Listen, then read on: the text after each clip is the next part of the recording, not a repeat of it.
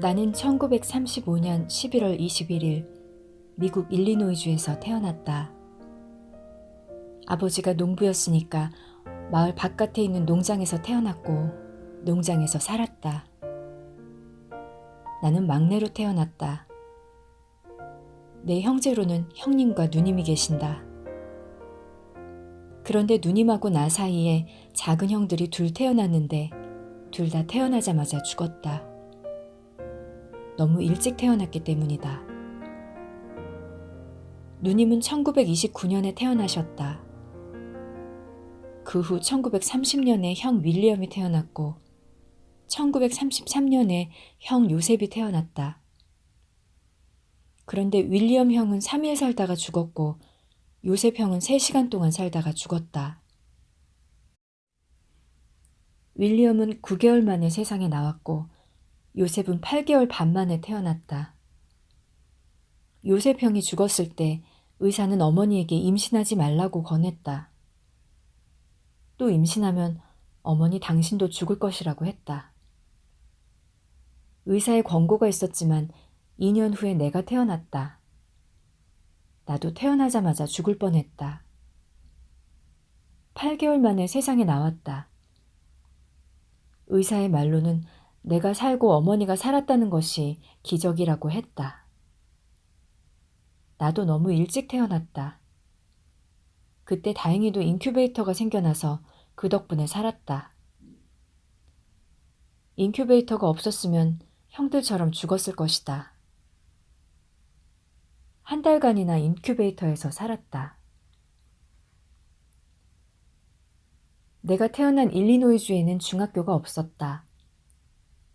초등학교는 마을 성당에 같이 있었는데 나는 이곳에서 초등학교, 중학교 과정을 합쳐 8년간 다녔다. 그 다음에 4년제인 고등학교를 다녔다. 8년간 다닌 초등학교는 전체 학생 수가 26명밖에 안 되는 작은 학교였다. 아주 조그마한 학교였는데 우리 반 학생은 8명에 불과했다. 나는 1953년 8월 8일 예수회에 입회했다. 고등학교 4학년을 마치고 졸업하자마자 즉시 예수회에 입회했다. 우리 집 근처에는 개신교에서 운영하는 고등학교는 있었지만 천주교에서 운영하는 고등학교가 없었다. 그래서 우리 집에서 약 300마일 떨어진 예수회 고등학교에 입학하여 기숙사로 들어갔다. 이 학교는 예수회 신부들과 신학생들이 운영했다. 이곳에서 평생 동반자요 스승이신 베이슬 프라이스 신부님을 교사로 만났다. 나는 고등학교 다닐 때 의식적으로 신부 될 생각이 없었다. 만일 신부가 된다 해도 절대로 예수의 신부는 안 되겠다고 생각했다. 왜냐하면 이곳에는 노인 신부들이 많았는데 무슨 회전의자 같은 흔들의자에 앉아서 그냥 시간을 보내고 있는 것을 보니 너무나 외로워 보였다. 그래서 절대로 예수의 신부가 되면 안 되겠다고 생각했다. 고등학교 3학년 과정이 끝나고 여름방학 때 기숙사에서 집으로 돌아왔다. 그런데 나에게 희한한 일이 생겼다. 어느 날 어머니가 심하게 몸이 아프셨다. 그래서 우리 집 지하실에 가서 내가 빨래를 했다. 빨래를 하고 있었는데 갑자기 맨 바닥에서부터 울려오는 목소리가 있었다. 뱃속에서부터 나오는 목소리였다. 너는 예수회 회원이 될 거다. 내 안에서 나는 소리였다. 너는 예수회 회원이 될 거다. 이런 내면의 소리에 나는 아무 상관없이 아, 그런가 보다 하고 받아들였다. 이것이 예수회 성소의 시작이다. 마음이 굉장히 편했다. 그전부터 의식적으로 신부가 되겠다고 마음먹은 것도 아니고 생각도 없었지만 그런데 너무 희한하게 된 것이다. 그 일이 있고 난 뒤 마음이 너무 편했고 기분이 아주 좋았다. 고등학교 4학년이 되어서 서강대학교 총장 신부이셨던 당시 존 P. 데일리 수사님과 베이슬 프라이스 수사님한테 얘기했다. 그래서 그냥 예수회 회원이 되어버렸다. 나는 아버지가 흘리시는 눈물을 3번 보았다. 내 할아버지가 돌아가셨을 때 아버지가 우셨고, 내가 예수회에 입회하여 수련원에 갈 때 우셨다. 그 다음은 내가 한국에 올 때 우셨다. 우시면서 무슨 말씀을 하셨는지 기억이 없지만 아버지를 생각할 때마다 우셨던 모습이 생각난다. 내가 한국으로 떠날 때 아버지께 다시 돌아오겠다, 다시 뵙겠다라는 짧은 인사만 올렸다. 한국에서는 아들이 신부가 된다고 하면 굉장히 반대하는 편이다. 자손이 끊어지니까 반대를 많이 한다. 미국에서는 한국하고 좀 다르다. 천주교 가정이라면 신부가 되기를 원한다. 어머니는 무척 원했다. 내가 입회할 때는 슬퍼서 많이 우셨지만 너무 기뻐했다. 기뻐서 흘리신 어머니 눈물이다. 나의 형님은 내가 신부 되기를 원했는지 확인하지는 않았지만 아마도 기뻐했을 것이다. 나를 무척이나 아끼고 좋아하고 지지하는 형님이었기 때문이다. 어렸을 때를 생각해보니 아버지 어머니는 내가 신부 되기를 무척 원했다는 느낌이다. 예수회 수련원은 위스콘신주에 있었다. 여기 수련원에서 2년간을 보냈다. 이 과정이 끝나면 주니어 레이트 과정이 있는데 여기서는 2년 동안 언어하고 역사를 공부했다. 그 다음에 미저리주에 있는 세인트 루이스 대학교에서 3년 동안 철학을 공부했다. 철학 석사학위를 받았지만 나는 철학을 무척이나 싫어했다. 나는 중세 철학을 공부했다. 이 공부는 그 옛날식으로 그냥 중세 철학 내용을 외우게 했다. 공부 내용에서 질문이 나오더라도 내 질문이 아니고 답이 있는 것을 외우는 것이다. 그래서 싫었다. 나하고 전혀 관계가 없었고 내 삶과 연결되지 않았다. 나는 머리로 외우고 사유하는 것이 체질에 안 맞았다. 나는 머리보다는 마음을 쓰는 체질이다. 그러니 머리 쓰고 외우고 하는 것이 너무 싫었던 것이다. 나의 바닥인 현장과 삶과 무관한 공부는 싫었다. 그냥 강의 듣고 그 강의 내용 외우도록 해서 시험 치는 것이었다. 그런데 나중에 내가 한국에 와서 서강대학교에서 철학을 가르쳤으니 얼마나 아이러니한가. 나의 삶과 현재의 처지, 또 사회적인 것이나 세상 돌아가는 상황들과 직접적으로 연결이 안 되는 것을 가르쳤던 것이다. 철학 공부가 끝나면 3년 동안 중간 실습 기간이 있다. 내가 1953년 예수회에 입회할 당시 위스콘신 광구가 생겼다. 그 다음에 광구의 지부가 있다. 한국은 위스콘신 광구의 지부였다. 광구에서는 한국의 대학교를 세우려는 계획이 있었다. 당시 광구장은 리오 제번스 신부였다. 광구장 신부님은 한국에 가서 일하고 싶은 사람을 찾고 있었다. 광구장 신부님과의 면담은 1년에 한 번씩 있다. 만날 때마다 나는 이런 얘기를 했다. 한국에 보내고 싶다면 가겠다. 광구장 신부님은 좋다 하시면서 그러면 나한테 편지를 써서 보내라 했다. 그런데도 나는 수련원 2년, 주니어 레이트 2년, 철학 공부 3년간을 보내면서 편지를 안 썼다. 몇 년간 똑같은 얘기를 만날 때마다 했지만 편지는 쓰지 않았다.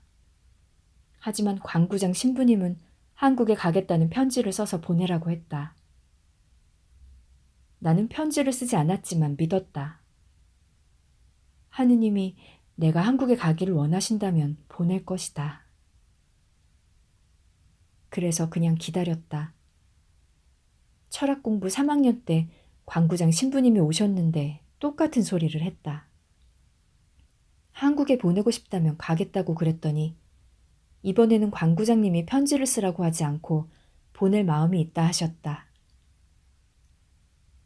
하루쯤 생각해라. 다시 광구장님을 만났을 때 보낼 마음이 있다 하셨으니 갈 마음이 생겼다고 했다. 그렇게 해서 한국에 왔다. 이렇게 나는 하느님하고 도박을 했다.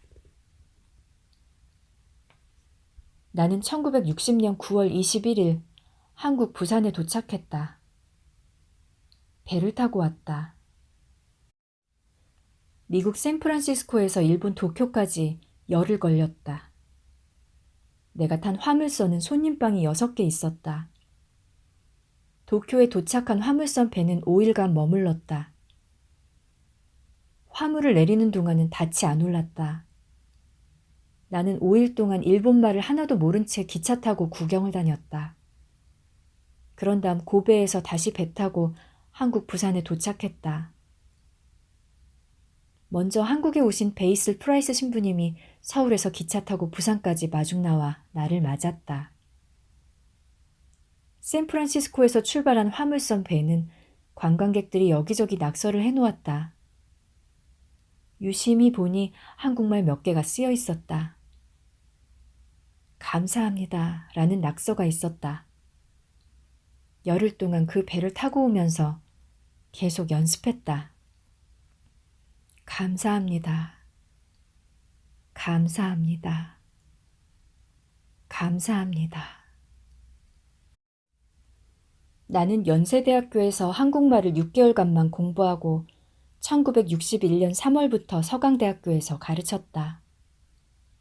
영어 회화와 철학을 가르쳤다. 당시 서강대학교에 입학한 학생들은 나이들이 꽤 많았다. 재수생들이 많이 들어온 것 같았다. 어떤 학생들은 나하고 나이 차이가 2살밖에 안 났다. 한국에 도착했을 때 내 나이는 25이었다. 내가 서강대학교에서 가르쳤던 3년간은 학생들과 친해지고 다 알게 된 것이 제일 좋았다.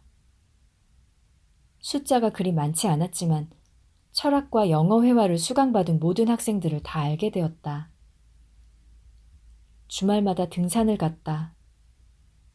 서울 근교에 있는 산을 여러 번 올라갔다.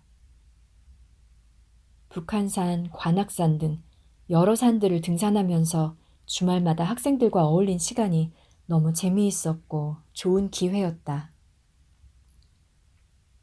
나는 한국 생활 3년을 마치고 1963년 7월 미국 세인트루이스 대학교로 갔다.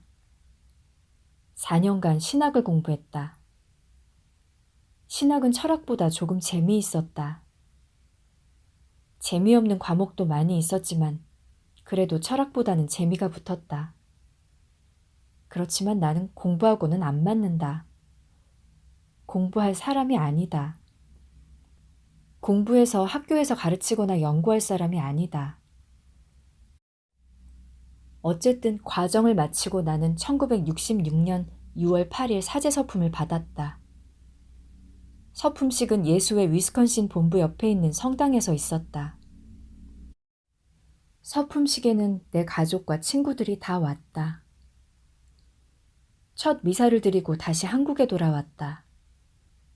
예수회는 내가 한국에 오자마자 4년 동안 부수련장을 맡도록 했다. 서강대학교에서 신학을 가르치면서 부수련장을 맡도록 한 것이다.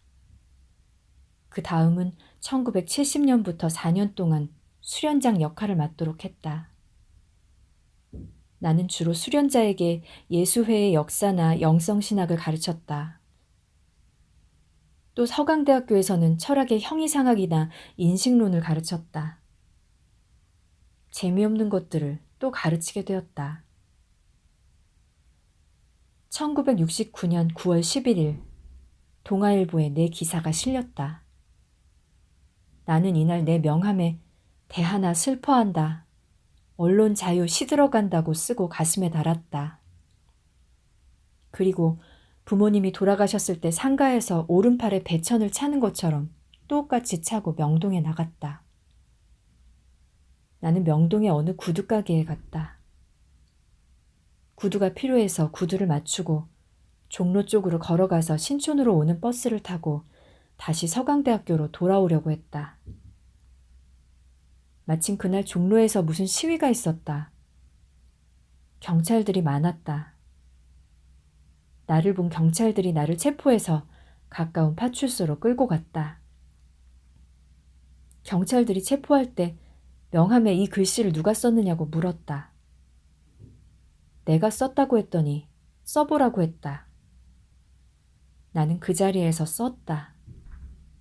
그랬더니 경찰들이 잘 쓰시네? 했다. 이것이 동아일보의 기사로 실린 것이다. 이때는 내가 학생을 가르치는 교수였다. 그런데 당시 정치 상황은 점점 더 군사 독재로 굳어갔다. 박정희 대통령은 삼선 개헌을 하려고 했다. 어느 날 서강대학교 학생들이 삼선 개헌에 반대하는 시위를 하고 있었다. 학생들이 시위를 하니까 경찰들이 막아섰다. 그러면서 어떤 책임자가 얘기를 할 테니까 좀 앉으라고 했다. 조용히 하라고 했다. 그래서 학생들이 조용히 하고 막 앉으려고 하자마자 무지막지한 일이 벌어졌다. 경찰들이 쳐들어와 사정없이 연행을 했다. 학생들을 막 잡아간 것이다. 내가 이 장면을 똑똑히 봤다. 학생들은 불안에 떨면서 당황하기 시작했다. 아수라장이 된 것이다. 나는 굉장히 화가 났다. 그리고 즉시 단식에 들어갔다. 더구나 내가 아는 학생이 잡혀갔다. 나의 제자들이 잡혀가는 것을 보니 화가 치밀어 올랐다. 나는 단식을 하면서 중앙정보부장에게 편지를 썼다. 편지 내용은 학생들이 석방될 때까지 단식하겠다고 썼다. 그랬더니 학생들이 석방되었다. 이 사건을 보면서 나는 언론이 자유가 없다고 봤다. 언론이 죽었으니까 이런 사건이 터진 것이다. 그래서 대하나 슬퍼한다. 언론 자유 시들어간다고 쓰고 상복 차림을 했다. 그리고 상복 차림으로 명동에 나가 구두 맞추고 온 것이 반정부 시위가 되었다. 그런데 시민들은 내가 길거리를 걸을 때나 버스를 타려고 할 때 나의 모습을 보고 막 미소를 지으면서 표정들이 너무 좋았다. 끌려간 파출소에서 일이 점점 커져 중앙경찰청으로 이송되었다. 거기서 신문을 받고 조사를 받았다. 경찰이 물었다. 왜 이런 짓을 했느냐? 나는 대답했다. 한국에 언론 자유가 없고 죽어간다. 그랬더니 경찰이 말한다. 아니요. 한국에는 얼마든지 언론 자유가 있어요. 내가 말했다. 그럼 내가 왜 여기 있나요? 조사는 계속됐다. 경찰청에서 남대문 옆에 있는 그랜드 호텔로 나를 데려가 조사를 계속했다. 중앙정보부 사람들이 하는 조사였다. 이 조사 요원을 만나면서 나는 굉장히 놀랐다. 예수회의 역사를 너무도 잘 알았다. 남미의 예수회는 어떻게 반정부 시위를 했는지도 다 얘기해 주었다. 그러면서 예수회가 어떤 단체인지 많이 연구했다고 했다. 나는 내가 몰랐던 사실까지도 강의를 들은 것처럼 소상하게 얘기하는 정보부 요원이 믿어지지 않았다. 정말 잘 가르쳐 주었고 잘 배웠다는 생각이다. 그랜드 호텔로 서강대학교 존 P. 데일리 총장님이 오셨다. 나는 총장님을 따라 학교로 돌아왔다. 돌아오는 길에 총장님이 나에게 말했다. 박정희 대통령이 명령을 내렸다. 그 미국 신부 내일 모레 글피까지 미국으로 돌아가라는 추방명령을 내렸다고. 그런데 총장님이 경상도 어느 높은 양반을 만나서 사정을 해서 추방명령을 취소시켰다고 하셨다. 그때 추방을 당했다면 영영 한국에 못 돌아올 뻔했다. 추방 명령을 받았다고 들었을 때 내 심정은 생명이 끊어지는 것 같은 느낌을 받았다. 사람들은 이해하기 힘들 것이다. 1960년에 한국에 와서 6개월간 한국말 배우고 서강대학교에서 학생들을 가르쳤는데 이 바람에 나에게 이 나라는 이미 내 나라가 되었다. 고향이 되어 있었다. 1963년 7월에 다시 미국으로 신학 공부하러 떠날 때 비행기 안에서 엄청나게 울었었다. 그만큼 한국에 대하여, 이 나라에 대하여 정이 들었다. 외국 사람들은 2년마다 거류 증명을 갱신해야 했는데 나는 69년도 이 사건 이후로는 2개월마다 갱신해야 했다. 그래서 생명이 끊어지면 안 된다고 생각했기 때문에 굉장히 조심하고 부담을 느낄 수밖에 없었다. 그래서 69년도 이때부터 한국으로 귀화하는 것을 무척 많이 생각했다. 그러나 예수회는 귀화가 안 된다고 했다. 한국에 살면서 내 심정은 늘 불안했다. 체류 문제로 늘 긴장해야 했기 때문에 굉장히 슬펐다. 조바심이 생겼고 나의 일상은 이 문제와 연결되고 있었다. 그래서 나는 한국 사람을 무척이나 좋아하지만 한국 정부는 미워했다. 나는 사제서품을 받고 미국에서 돌아온 후 서강대학교에서 신학을 가르치면서 예수의 부수련장과 수련장을 지냈다. 그러면서 나 자신에 대하여 강하게 의심이 생겼다. 복음을 입으로만 사는 것이 아닌가? 나는 신학을 가르치면서 부수련장과 수련장 역할을 하면서 항상 좋은 얘기를 많이 했다. 영성에 대한 강의를 하거나 신학을 가르칠 때 나쁜 얘기를 할 수 없는 것이다. 그래서 언제나 좋은 얘기만 간추려서 하는데 뭔가 부족하고 모자란 것 같은 느낌을 갖게 되었다. 자연스레 복음을 입으로만 살고 있다는 강한 의심이 생긴 것이다. 그런데 나에 대한 강한 의심이 생겼을 때 동시에 판자촌에 대한 얘기를 들었다. 나는 한국에 60년도에 왔는데도 그 판자촌에 대하여 들어본 적도 없고 어디에 있는지도 알지 못했다. 오로지 서강대학교 안에서만 가르치면서 생활했기 때문이다. 나는 판자촌에 대하여 또 그런 판자촌이 어디에 있다는 얘기를 듣고 너무너무 죄송스러웠다. 그런 엄청난 사건을 전혀 모르고 학교에서만 살았다는 것이 너무 죄송스러웠던 것이다. 내가 판자촌에 대하여 이 얘기를 들은 것은 연세대학교 부설로 있었던 도시문제연구소로부터이다. 이 연구소에 예수회의 한 신학생이 그곳에 다니면서 교육을 받고 있었던 덕분이다. 벨라츠키라는 이 신학생은 사회학 박사였다. 이분은 한국에 약 10년간 있다가 미국으로 돌아갔다. 이 사람을 통해서 판자촌에 대한 얘기를 들었고 청계천 판자촌의 김진홍 전도사 얘기를 들었다.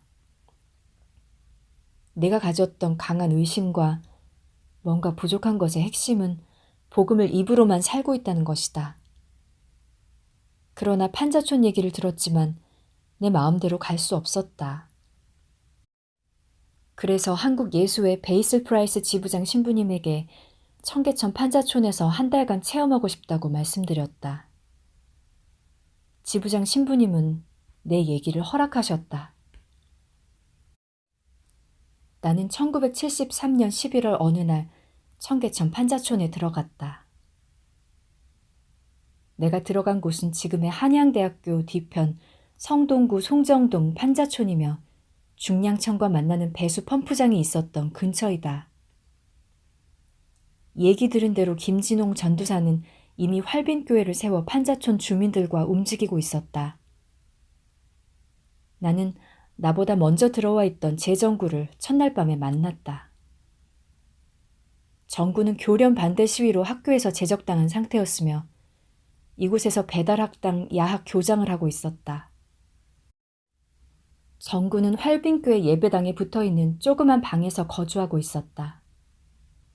우리 둘이는 새벽까지 얘기하다가 방이 좁아서 등을 구부리고 잠을 잤다. 그렇게 며칠을 보냈다. 그러다가 나는 얼마나 돈을 주었는지 기억이 없지만 쪽방 같은 판자촌을 하나 얻었다. 그 방을 얻고 난 뒤 그래도 예배당 방보다 넓으니까 정구는 내 방에서 나하고 같이 살다시피 했다. 나는 낮에는 김진홍 전도사를 따라다니면서 환자를 방문했다. 그 환자가 병원을 가야 되면 그냥 그 전도사하고 다녔다. 정구가 낮에 무엇을 했는지 기억이 없다. 하지만 밤에는 나하고 거의 매일을 새벽까지 얘기를 나눴다. 나는 스스로 놀랐다. 아마 정구하고 이틀이나 3일 밤을 같이 얘기하면서 지냈을 때 이미 서로가 굉장히 친해졌다는 사실에 놀랐다. 얘기를 나눌 때 나하고 생각하는 것이 너무나 똑같았다. 그래서 진짜 놀랐다. 이렇게 짧은 시간 안에 그렇게 친해졌다는 것이 놀라웠다. 내가 생각했던 한 달간의 체험이 점점 길어졌다.